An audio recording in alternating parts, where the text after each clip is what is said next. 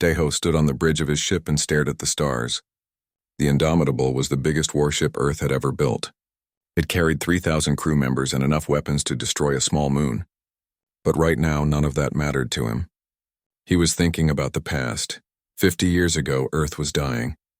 Deho remembered it clearly, even though he was just a boy back then. He was 12 years old when the sickness came. It killed millions of people every day. His little sister got sick too. Her fever was so high that his mother cried for 3 days straight. The doctors had no cure. Earth had no hope. Then the sky opened up and ships appeared. Not human ships. Alien ships. The Vorath had found Earth during one of their science trips across the galaxy.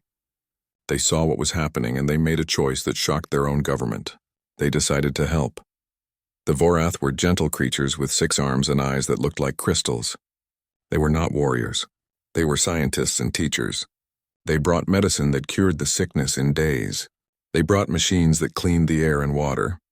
They taught humans how to travel faster than light. They stayed for 5 years and asked for nothing in return. Deho remembered the day a Vorath doctor gave his sister the medicine. She woke up the next morning and smiled. His mother hugged the alien doctor and cried tears of joy. The doctor simply said that saving lives was what good people did. When the Vorath left Earth, they gave humanity one final gift. A message that every human child learned in school. May your species find the stars as welcoming as we found you worthy of saving. Humanity never forgot. Every ship in the Earth fleet carried a small hologram of the Vorath symbol in the command center. It was a reminder, a promise.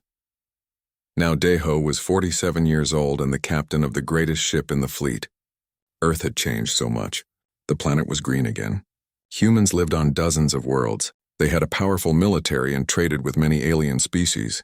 But they never forgot who gave them this chance. Dr. Hana walked onto the bridge.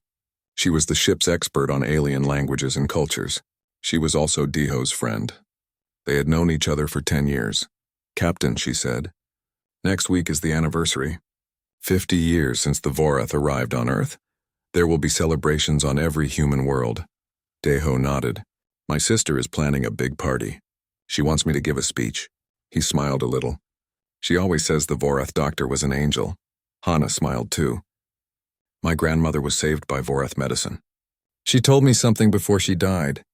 She said, never forget kindness, child. The people who show mercy when they don't have to are the ones worth dying for. Before Deho could respond, alarms started blaring across the bridge. Lieutenant Jiwan jumped up from her station. She was young and brilliant with weapon systems. Captain, we have an incoming transmission. Priority 1. It's coded as an emergency distress call. Put it through, Deho ordered. The screen flickered and a Vorath appeared. It was Ambassador Kelris. He looked terrified. His crystalline eyes were dim with fear. Please, anyone who receives this message. The Vorath communion is under attack. The Vexar Empire has invaded our space. They are bombing Vorath Prime. Our homeworld is burning. We have no weapons. No defenses. We are a peaceful people. Please, if anyone can help us, the transmission cut out. The bridge went completely silent. Every crew member stared at the screen. Deho felt something cold settle in his chest. The Vorath were in trouble. The species that saved humanity was being destroyed. Jiwan spoke first. Her voice was shaking with anger. Captain, the Vexar Empire is one of the most powerful military forces in the galaxy. They have hundreds of warships. They take over peaceful planets and enslave the people. The Vorath don't stand a chance. Hana was already working at her console. I'm checking galactic communications. The other species are talking about it, but no one is sending help. They're all afraid of the Vexar. Deho stood up. His hands were shaking, but his voice was steady. Get me Admiral Choi, emergency channel now. The communication came through in seconds. Admiral Minho Choi was the supreme commander of all Earth's military forces. He was 62 years old and had rebuilt humanity's defenses from almost nothing. His face appeared on the screen. He looked grim. I saw the message, the Admiral said. I've already called an emergency council meeting. Every ship captain and every government leader on Earth. The vote took 6 minutes. It was unanimous. Deho felt his heart pound. What are our orders, sir? Admiral Choi's expression was hard as steel. We're mobilizing the entire fleet. Every warship. Every carrier. Every destroyer. We're going to Vorath Prime. We're going to war. The bridge erupted in activity. Crew members started preparing for immediate departure. Chi-Wan was already calculating jump coordinates. Her eyes were fierce with determination. Hana received another transmission. "Captain, Elder Thalnus is sending us a personal message. He was the Vorath leader who made the decision to save Earth 50 years ago." "Play it," Deho said. The old Vorath appeared on screen. He looked exhausted and sad. "Humans, please do not risk yourselves for us. You owe us nothing. What we did 50 years ago was simply the right thing to do. Do not throw away your lives for a debt that does not exist." Deho felt anger rise in his chest. He opened a return channel. His voice carried across space to reach the Vorath homeworld. "Elder Thalnus, with respect, you are wrong. You saved us when we had nothing to offer you. You asked for no payment, no treaty, no trade agreement. You saved us because it was right. Now we will do the same. The debt will be paid." He turned to his crew. "Send this message to every ship in the fleet. Send it to every human colony. Send it to every species in the galaxy that's watching." Deho took a deep breath. "The Vorath Communion is under attack by the Vexar Empire. 50 years ago, the Vorath saved humanity from extinction. They asked for nothing in return. Today we answer their call for help. Today humanity shows the galaxy what we have become. All ships prepare for faster-than-light jump. Destination Vorath Prime. We are going to save our friends." The crew roared in response. Engines powered up across 200 human warships. Earth was sending 80% of its entire military might to save the Vorath. The risk was enormous. If they failed, Earth would be defenseless. But no one questioned the decision. Ji-Won looked at her captain. "Sir, the other species are monitoring our communications. They think we're insane. They're saying we're too young and too weak to challenge the Vexar." Deho smiled. It was not a kind smile. Let them think that. They're about to learn something about humanity. We remember kindness, and we protect our own. The jump drives engaged. Space twisted and bent around the human fleet. Stars blurred into lines of light. The Indomitable and 200 warships raced toward Vorath Prime. Deho stood at the center of his bridge and thought about his sister. He thought about all the humans who lived because the Vorath showed mercy. He thought about the promise humanity made 50 years ago. The galaxy was about to learn what happens when someone threatens a friend of humanity. Vorath Prime was burning. From orbit, the planet looked like it was dying. Fires raged across 3 continents. Smoke filled the atmosphere. Explosions lit up the surface every few seconds as Vexar warships dropped bombs on defenseless cities. Warlord Krathis sat in his command chair aboard his flagship and smiled. The Vexar were massive creatures built for war. They had thick armor plates growing from their skin and 4 arms strong enough to bend steel. Krathis was the biggest and strongest of them all. He had conquered 12 worlds in the past 5 years. General Vorgath approached the warlord. "The Vorath have no defenses, sir. Their shields are down. We can take the planet in 3 days. Maybe less," Krathis laughed. A deep booming sound. 3 days is too long. These weak creatures don't deserve 3 more days of life. Increase the bombardment. I want this planet conquered by tomorrow." The Vexar fleet was huge. 300 warships surrounded the planet. Each one was designed to destroy and conquer. They had been fighting wars for thousands of years. The Vorath were scientists and teachers. They never built weapons. They never trained soldiers. They believed in peace. Now they were paying the price for that belief. Deep underground, Elder Thalnus sat in a bunker with other Vorath leaders. He was very old now. His crystalline eyes were dim with exhaustion and sadness. Ambassador Kelrus stood beside him. The young Vorath was trying to stay calm, but his hands were shaking. "Elder," Kelrus said quietly. "The human fleet sent a message. They are coming to help us." Thalnus closed his eyes. He felt tears forming. "No, they should not risk themselves. We told them to stay away. They refused," Kelrus whispered. Captain Kim said the debt will be paid. On the Vexar flagship, a junior officer rushed to Vorgath. "Sir, we're detecting unusual energy signatures. Multiple ships are entering the system. They're dropping out of faster-than-light travel." Vorgath barely looked up. "More Vorath supply ships, probably. Destroy them." "No, sir," the officer said. His voice was nervous. "These aren't Vorath ships. The signatures match human vessels." "A lot of them." Krathis looked up from his command chair. "Humans. The primitives from that backward planet." "How many ships?" The officer checked his scanner. His face went pale. "Sir, I count 200 warships. It's their entire fleet. They brought everything. For the first time, Krathis felt something he did not expect. Surprise. Why would the humans commit their entire military to save the Vorath? It made no strategic sense. The human fleet appeared at the edge of the system in perfect formation. The Indomitable led the way. Deho stood on his bridge and looked at the tactical display. The Vexar fleet was enormous. They outnumbered the humans and their ships were bigger, but Deho was not afraid. He opened a communication channel to all human ships and to the Vexar fleet. His voice was cold and hard. Vexar forces, this is Captain Kim of the United Earth Defense Fleet. You are attacking our allies. You are bombing defenseless civilians. You have one chance to withdraw. You will not get a second warning. Across the galaxy, every species with the technology to monitor space communications was watching. The humans had actually come. They had brought their entire fleet to challenge the Vexar Empire. It was suicide. Everyone knew it. In the bunker on Vorath Prime, Kelrus stared at the display screen showing the human fleet. They came, he whispered. Elder Thalnus, they actually came for us. Thalnus felt his heart breaking. They are going to die for us. Why would they do this? We told them they owed us nothing. Hana was listening to their communication. She opened a channel to the Vorath bunker. Her voice was gentle. Elder humanity does not forget kindness. You gave us everything when we had nothing. Now we have everything to give. On the Vexar flagship, Krathis recovered from his shock. He started laughing. The humans want to fight? Good. We will destroy them and then finish the Vorath. It will teach the galaxy not to challenge the Vexar Empire. Forgath, engage the human fleet. Show them what real warriors look like. The Vexar fleet turned away from Vorath Prime and moved toward the humans. 300 warships against 200. The Vexar were confident. They had fought dozens of species. They always won. Deho watched them approach. Lieutenant Jiwan reported from her station. Captain, all weapons are charged. All ships are ready. Just give the order. Deho looked at the Vorath symbol displayed on his bridge. He remembered his sister's fever breaking. He remembered his mother's tears of joy. He remembered the Vorath doctor who asked for nothing in return. All ships, he said calmly. Weapons free.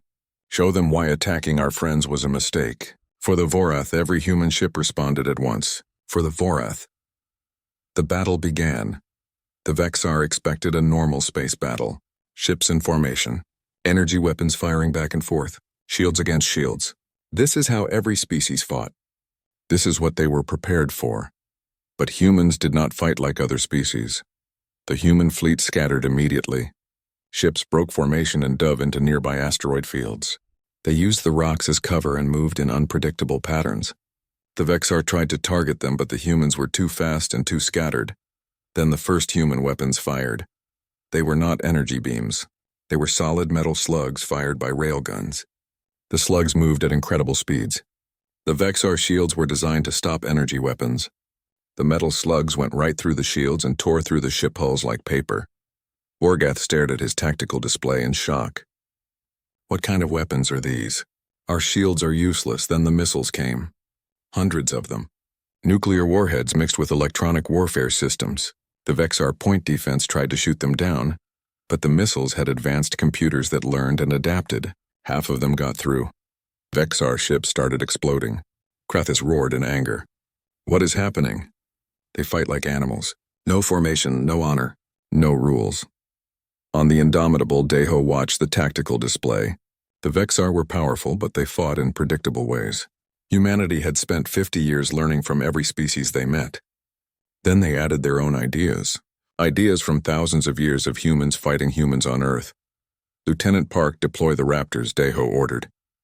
Jiwan smiled. Yes, sir. The Raptors were small fighter craft controlled by artificial intelligence, but these were not normal AI. Humans had programmed them with creativity and learning algorithms. The Raptors did not just attack. They hunted in packs. They learned enemy patterns during battle. They adapted. Thousands of Raptors poured out of the human carriers. They swarmed the Vexar ships like angry insects. The Vexar weapons were designed for large ship combat. They could not track the small, fast Raptors. The fighters got close and fired directly at engine ports and weapon systems. Forgath watched in horror as 20 Vexar ships exploded in the first 30 minutes. How are we losing? We outnumber them. Our ships are stronger, a Vexar officer shouted. Sir, they are not fighting to capture territory. They are fighting to kill us. Every tactic is designed to destroy our ships as fast as possible. I have never seen anything like this. Across the galaxy, every species monitoring the battle was in shock. The humans were winning. The young species that everyone dismissed as primitives was defeating one of the most feared militaries in known space. After 1 hour of fighting, the Vexar had lost 50 ships. The humans had lost 12. Krathis finally understood his mistake. These were not primitives. Humanity had taken everything the Vorath taught them about technology and weaponized it with thousands of years of combat experience. Retreat, Krathis ordered. Pull back to defensive formation, but Deho had no intention of letting them retreat. Admiral Choi's orders were clear. No Vexar ship leaves this system until Vorath Prime is safe and every invader has surrendered. All ships, Deho ordered. Pursue. Fire at will. Show no mercy to those who showed none. The human fleet chased the retreating Vexar ships. The hunt had begun. The galaxy watched in horror and awe as humanity demonstrated exactly what it meant to repay a debt. The battle for Vorath Prime entered its second day. The space around the planet was filled with debris from destroyed ships. Most of it was Vexar. The human fleet had established complete control of the orbit. No ship could enter or leave without permission. Deho had not slept in 30 hours. He stood on the bridge of the Indomitable watching the tactical displays. The Vexar fleet was trapped between his ships and the planet. They were trying to break through, but every attempt failed. Lieutenant Jiwan reported the latest numbers. Captain, the Vexar have lost 90 ships total. We have lost 23. Our weapon superiority is holding, Deho nodded. What about the ground situation? Hana looked up from her console. Our Marines landed 2 hours ago.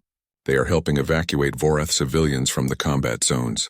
The Vexar ground troops are retreating to defensive positions. On the surface of Vorath Prime, human soldiers moved through burning cities. They carried Vorath children to safety. They protected medical centers. They fought Vexar troops in close combat. The Vexar soldiers were bigger and stronger than humans, but the humans fought with a ferocity that terrified them. When a Vexar soldier knocked down one human Marine, 3 more appeared to take his place. They did not retreat. They did not surrender. They just kept coming. A Vexar ground commander sent a message to his ship. These humans are insane. They attack positions we fortified with twice their numbers. When we wound them, they keep fighting.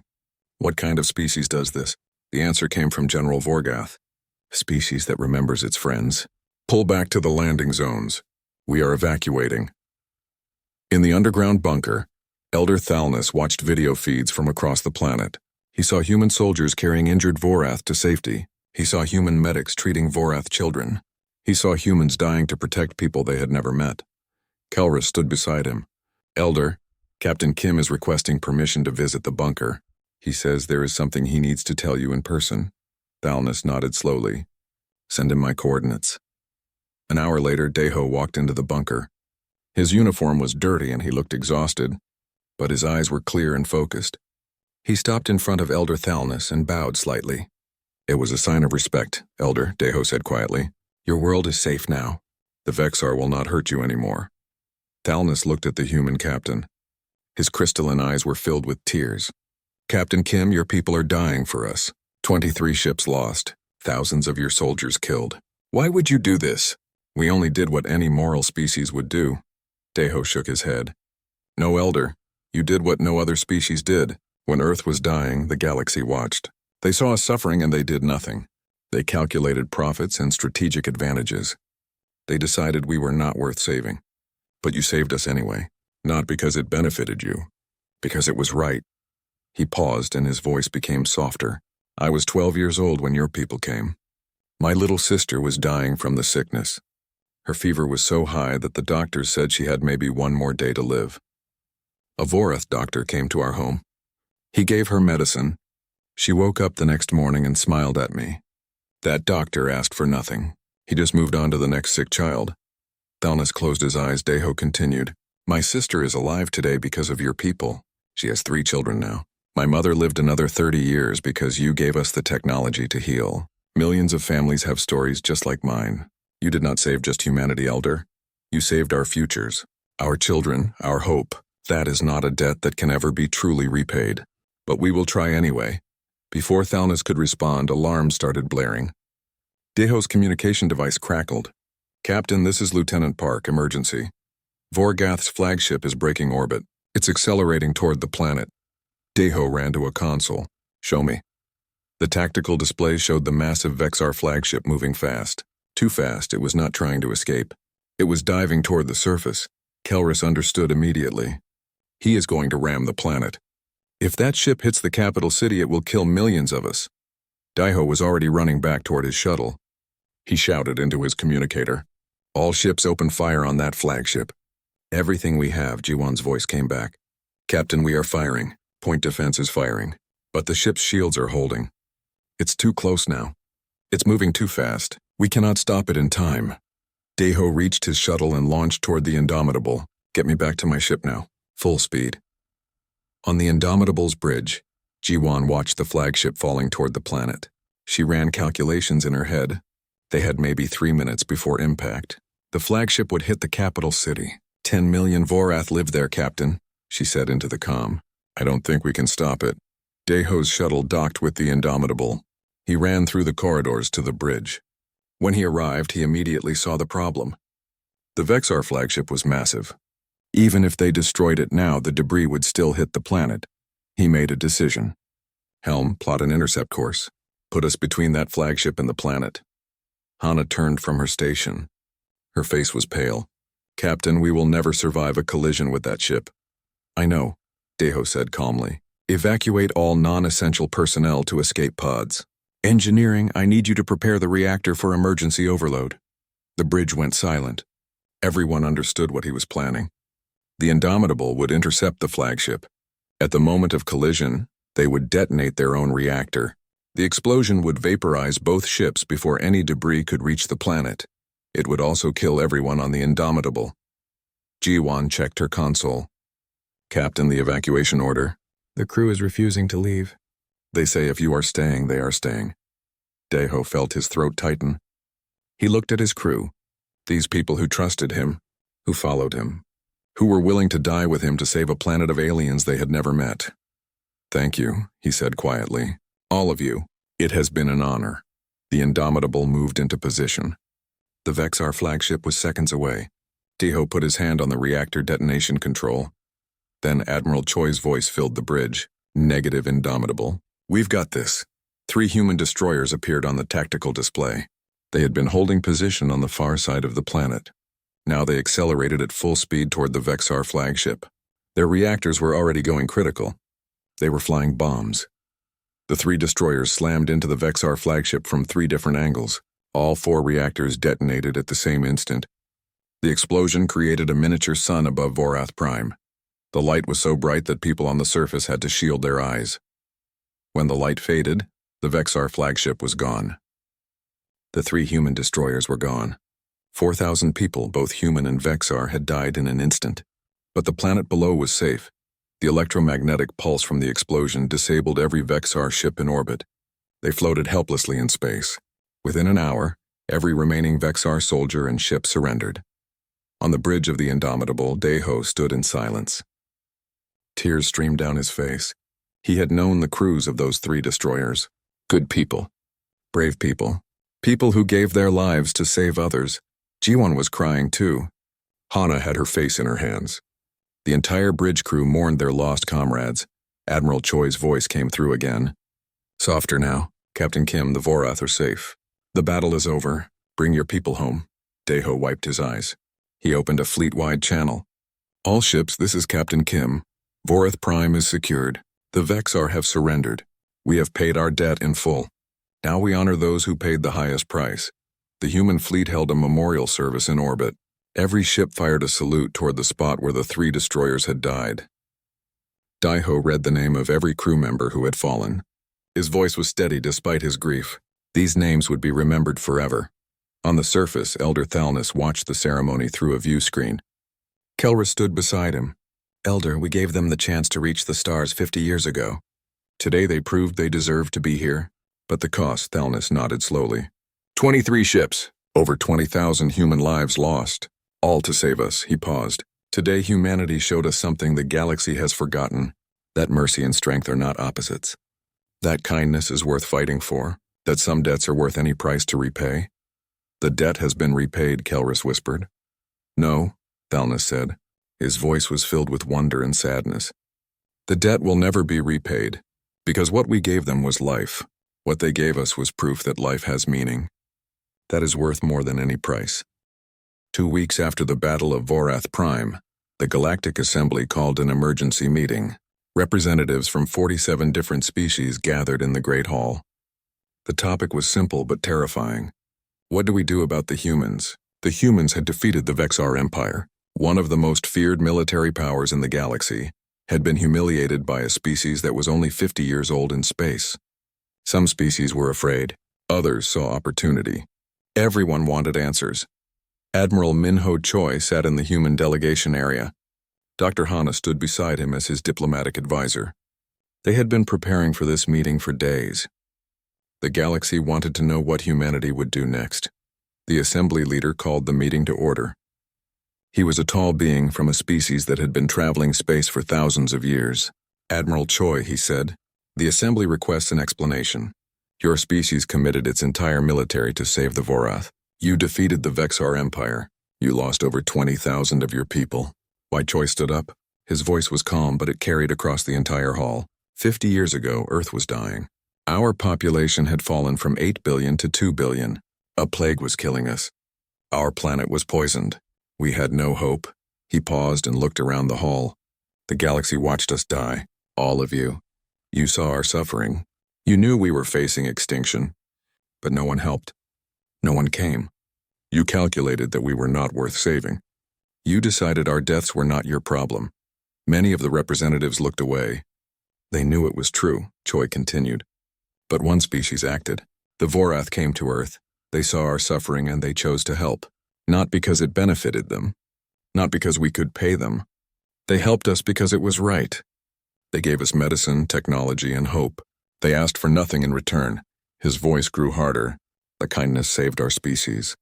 Today we demonstrated what that kindness meant to us. Some of you fear us now. Good. You should fear what you do not understand. But understand this clearly. Humanity rewards kindness with loyalty that spans generations. We also remember cruelty. The hall erupted in noise. Half the species were arguing. A representative from a warlike species stood up. Are you threatening the assembly? No, Choi said firmly. I am making a promise. The Vorath communion is now under permanent human protection. Any aggression against them will be treated as aggression against Earth. We will not negotiate this. We will not compromise on this. This is not a request for approval. This is a statement of fact. Another representative spoke up nervously. But Admiral, what if the Vorath do not want this protection? What if it is a burden to them? Elder Thalnus stood up from the Vorath delegation area. His crystalline eyes were bright. We welcome this alliance. Humanity has proven they are true friends. Not allies of convenience, but friends who will stand beside us when darkness comes. We are honored by their protection. More than that, we are humbled by it. The assembly leader tried to restore order. Admiral Choi, what does humanity want from the galaxy? What are your demands? Choi looked surprised by the question. Demands? We have no demands. We simply want what the Vorath showed us 50 years ago. A galaxy where kindness matters, where helping those in need is valued more than profit, where species stand together against cruelty. This confused many representatives. They were used to negotiations, trade agreements, strategic partnerships. The idea of acting without expecting something in return was foreign to them. Over the next few days, something unexpected happened.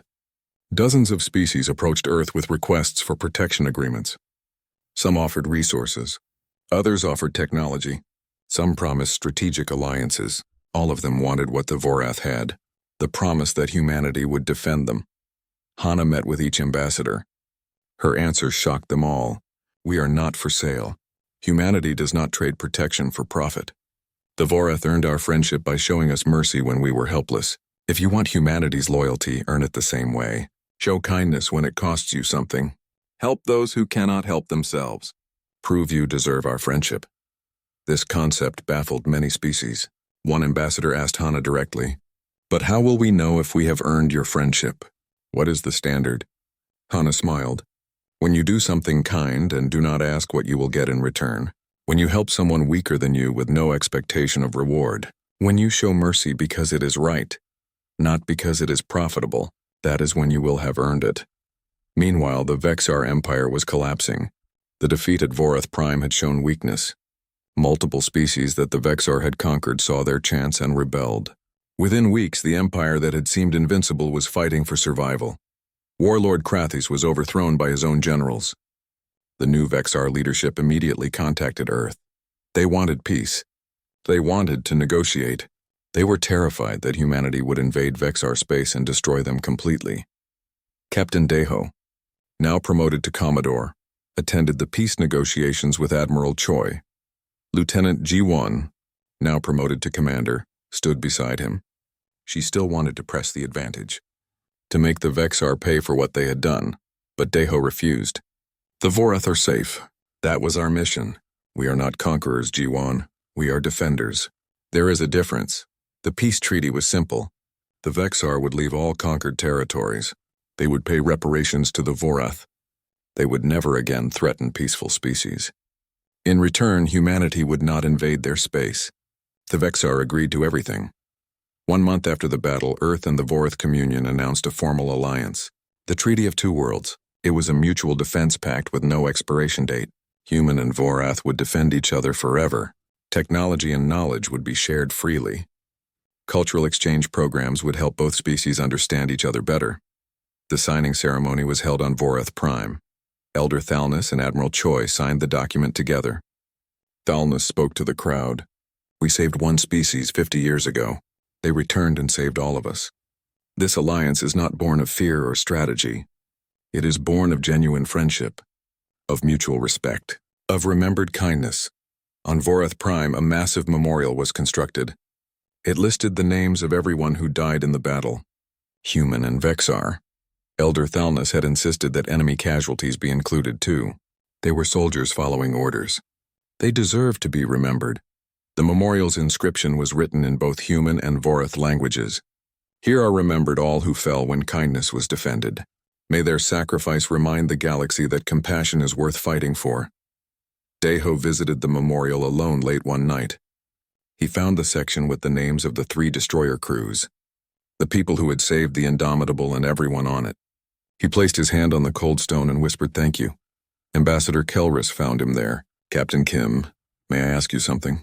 Deho nodded. Kelris looked at the names. Was it worth it? So many of your people died for us. We are grateful beyond words. But was it truly worth such a terrible price? Deho was quiet for a long moment. Then he spoke. 50 years ago, your people did not calculate if we were worth saving. They just saved us. They did not ask if the cost was too high. They paid it anyway. Yes, Ambassador, it was worth it. Every life lost here bought something precious. A future where kindness matters more than power, where loyalty means something, where friendship is real. That is a galaxy worth living in. That is a galaxy worth dying for. Kelris felt tears forming in his eyes. He understood now. The debt was not about equal exchange. It was about carrying forward the spirit of the gift. The Vorath had shown humanity mercy. Now humanity was teaching the galaxy what mercy looks like when combined with strength. Across the galaxy, species began to change their behavior. Not all of them, but some. They started looking for opportunities to help others, to show kindness, to earn what the Vorath had earned, the friendship of humanity. And on Earth, every child continued to learn the story. How the Vorath saved them, how humanity repaid that kindness, how mercy and strength together can change a galaxy. The lesson was simple but powerful. Humanity never forgets a kindness, and when they repay it, the whole galaxy watches in shock and awe. 10 years passed. The galaxy had changed in ways no one expected. The Battle of Vorath Prime had become legend. Children of dozens of species learned about it in school. The story of how humanity traveled across the stars to save their friends. How they fought against impossible odds. How they proved that kindness and strength could exist together. Admiral Deho Kim stood on the bridge of a new flagship. He was older now with more gray in his hair, but his eyes were still sharp. Beside him, Captain Jiwan commanded the tactical station. She had matured from the eager young officer into a steady leader. Dr. Hana had become Earth's Secretary of Interspecies Relations. She worked on Earth most of the time now, but she still traveled to meet with other species. Her job was to help build bridges between worlds. The Treaty of Two Worlds had grown stronger. Human children learned the Vorath language in school. Vorath children studied human history. Young people from both species attended the same universities. Mixed crews served on ships together. The alliance was real and deep, but humanity did not stop there. They created something new, something the galaxy had never seen before. They called it the Rescue Protocol. It was simple. Human ships carried medical supplies, food, and rescue equipment. When they detected a species in crisis, they responded, not with weapons, with help. They saved ships that were damaged. They brought medicine to planets suffering from disease. They helped evacuate people from natural disasters. They asked for nothing in return. Hana explained it to confused ambassadors. The Vorath taught us that saving a species is about more than survival. It is about giving them a chance to become who they are meant to be. We are simply following their example. The first real test came when the Talvari species faced environmental collapse. Their planet was dying from climate change. Within months, their entire civilization would be extinct. The Talvari had opposed humanity's admission to the Galactic Assembly years ago. They had been vocal critics of human military power. Now they needed help. Their ambassador came to Earth expecting rejection, or demands for payment, or political concessions. Instead, Admiral Deho simply asked for the coordinates of their homeworld. The Talvari ambassador was confused. "You are not going to demand anything? We voted against you in the assembly. We called your people dangerous." Deho smiled gently. "The Vorath saved us when we deserved nothing. We learned that kindness does not require perfection. It only requires need. Your people need help. We will give it." The human fleet arrived at the Talvari homeworld 3 days later. They brought atmospheric processors, climate control systems, terraforming technology. They worked alongside the Talvari for 6 months to stabilize their planet. When they left, the Talvari world was healing. The Talvari ambassador wept when he thanked Admiral Deho. "Why did you help us?" "We did not deserve your kindness. That is exactly why we helped you," Deho replied. "No one deserves to die just because they made mistakes. Everyone deserves a second chance." Other species watched this happen. Slowly, some of them started to change. They created their own rescue programs. They helped their neighbors. They showed mercy to those who needed it. Not everyone, but enough to make a difference. The real shock came when human scientists made a discovery on a Talvari moon. They found ancient ruins, structures that were clearly not built by the Talvari. When they analyzed the materials, they found Vorath technology, very old Vorath technology. Hana brought Elder Thalnus to see the ruins. He was very old now, over 200 years. Most Vorath did not live that long, but he insisted on making the trip. When Thalnus saw the ruins, his crystalline eyes filled with tears. "I did not know," he whispered. "These expeditions were lost to our historical records. But yes, this is our work. Thousands of years ago, we helped the Talvari ancestors survive an ice age." Hana realized what this meant. The Vorath had been helping species for thousands of years, quietly, without asking for recognition, without expecting anything in return. It was not just one act of kindness. It was their entire way of life. She proposed a new project, the Archive of Compassion, a galaxy-wide effort to document every act of kindness by every species, to preserve the stories of those who helped others, to make sure these deeds were never forgotten. The archive was headquartered on both Earth and Vorath Prime. Teams of researchers traveled across the galaxy. They found hundreds of stories, species that had helped others in secret, acts of mercy that had been lost to time, kindness that had changed the course of history. When the Talvari learned that the Vorath had saved their ancestors, they immediately joined the Treaty of Two Worlds framework. "We owe a debt that spans thousands of years," their leader said. "We will spend the rest of our history repaying it by helping others." The 60th anniversary of the Vorath's arrival on Earth was the biggest celebration in human history. Representatives from 83 species came to Earth. It was the largest diplomatic gathering ever recorded. Elder Thalnus attended as the guest of honor. He was weak now. His long life was nearing its end. But he wanted to be there, to see what his decision 60 years ago had created. Admiral Deho, now very old himself, presented the complete archive to the galaxy. "This is proof that kindness is not weakness. It is the foundation of civilization. Every species here has helped someone at some time. Every species here has shown mercy. This is what binds us together." Thalnus stood to give his final public address. His voice was weak but clear. 60 years ago, we gave humanity a gift. We saved their species. Today, I see they have given the galaxy something far greater. They gave us hope. Hope that mercy can be stronger than conquest. Hope that friendship can span the stars. Hope that kindness matters. He paused and looked at Deho. My friend, my old friend, we saved you because it was right. You saved us because you remembered. But you did more than that. You taught the galaxy to remember, to value kindness, to protect the weak. That is a legacy worth more than any empire. Elder Thalnes passed away peacefully 2 years later. He was surrounded by both Vorath and human family. His funeral was attended by delegations from every species humanity had helped. Every species that had joined the growing movement to make kindness matter more than power. Admiral Deho delivered the eulogy. He was an old man now too, but his voice was strong. Elder Thalnes saved humanity when we had nothing to offer. We repaid that kindness at Vorath Prime, but the debt is not settled. It will never be settled, because true gratitude is not about balancing accounts. It is about passing the gift forward, making sure others have the same chance we had. That is how we honor Elder Thalnes, by being the kind of people he believed we could be. Thalnes's remains were sent into the star that provided light to both Earth and Vorath Prime. Every ship in orbit, human and Vorath and dozens of other species, fired a salute. The light show was visible from the surface of both worlds. It was beautiful. 100 years after the Vorath first arrived on Earth, the Galactic Naval Academy stood as a symbol of cooperation. Species from across the galaxy trained together there.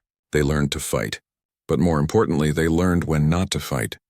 They learned to protect the weak, to show mercy, to remember kindness. A young human cadet walked through the academy halls. Her name was Sumin. She was the great-granddaughter of Dr. Hana. Beside her walked a young Vorath named Thalnes, named after the hero who had saved humanity so long ago. They stopped at a memorial. It showed a simple image. A Vorath medical ship landing on a dying Earth. Beneath it, words in 100 languages. They showed us kindness when we had nothing to offer. We showed the galaxy what humanity becomes when given a chance. Never forget. Always repay. Sumin placed her hand on the memorial. Beside her, young Thalnes did the same. They stood in silence for a moment. Ready for the exam? Thalnes asked. Sumin smiled. Ready to continue the mission. What mission? Showing the galaxy that kindness and strength are not opposites. They are partners. That is what your people taught mine. That is what we will teach together. Above them, through the Academy's transparent dome, a joint human-Vorath patrol passed by. They were on routine duty, protecting not just two species but an ideal, the idea that mercy matters, that kindness should be defended. That friendship can change the galaxy. The galaxy had learned its lesson. Humanity does not forget a kindness, and they repay it in ways that echo across centuries, ways that change everything, ways that give hope to those who have none. The debt was never really about repayment.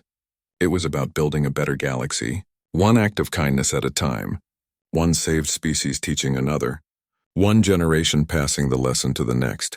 And it all started because one species decided to help another when no one else would. Because the Vorath showed humanity that mercy was possible, and humanity showed the galaxy what happens when mercy is remembered.